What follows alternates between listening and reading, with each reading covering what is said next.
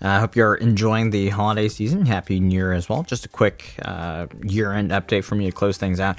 There's no sugarcoating it. 2025 was a difficult year for PC builders. So we started out with new 5000 series NVIDIA GPUs that were, kind of marginal improvements, but that still threw a huge curveball into the GPU market, including for older generation cards that made it very difficult to justify an upgrade or even, just get a functional system.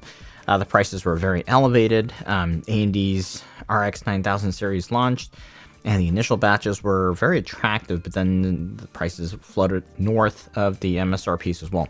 And for me, while I covered those launches, it was always difficult for reviewers to make a recommendation based on price, because we had no idea what it would be when it arrived on shelves ultimately. In addition, that was even if you could get a particular model or SKU that you were targeting. So that was very challenging for me. And thankfully, towards the second half of the year, prices ended up stabilizing, and many cards, even went below MSRP, which was really nice to see. Around that same time, DDR5 prices started creeping up, and that really blindsided a lot of us because, out of the things that go into a PC build, that's not something that gets a lot of attention focused on it, but it's not optional at all and actually quite important.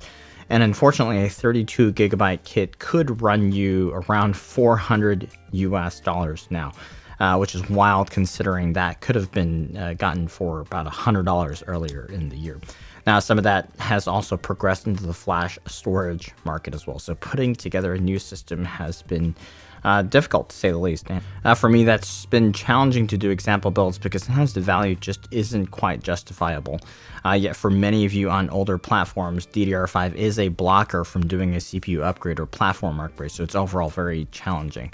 So we'll see how the situation progresses. The word on the street is, unfortunately, that it's not going to get any better anytime soon. So I'll be, trying to do some more testing and commentary with older platforms, and an area that I do cover a lot is cases, and that's something that many of you continue to be interested in because you can swap over to new cases.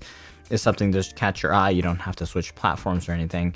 And one case that launched this year that has been a big positive is the N-Case M3, and that has actually been a lot of fun testing through, and definitely more content to come on that one. I did want to let you know one area that I'm not necessarily reorienting towards, but more so extending my coverage, and that is testing and benchmarking specific to video editing. And video editing is something that I do a lot on the channel, for the channel.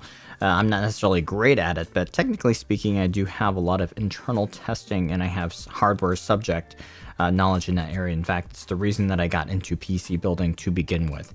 And I'm not sure why I haven't covered more on video editing systems or specific testing in that arena, but that is an area that I'm going to add some value for the discussion. So I'm going to try and do a lot more of that going forward, and maybe even some workflow discussions. So do stay tuned for that if you're interested in that type of content. So above all, I did want to say big thanks. Thank you for your viewership and your support. I noticed a lot of you are always engaging with the content here, and I just wanted to give you a shout out and let you know I enjoy those interactions. I really appreciate you sticking around. And yeah, here's to affordable GPUs and 64 gigs of DDR5 for all of you. So cheers.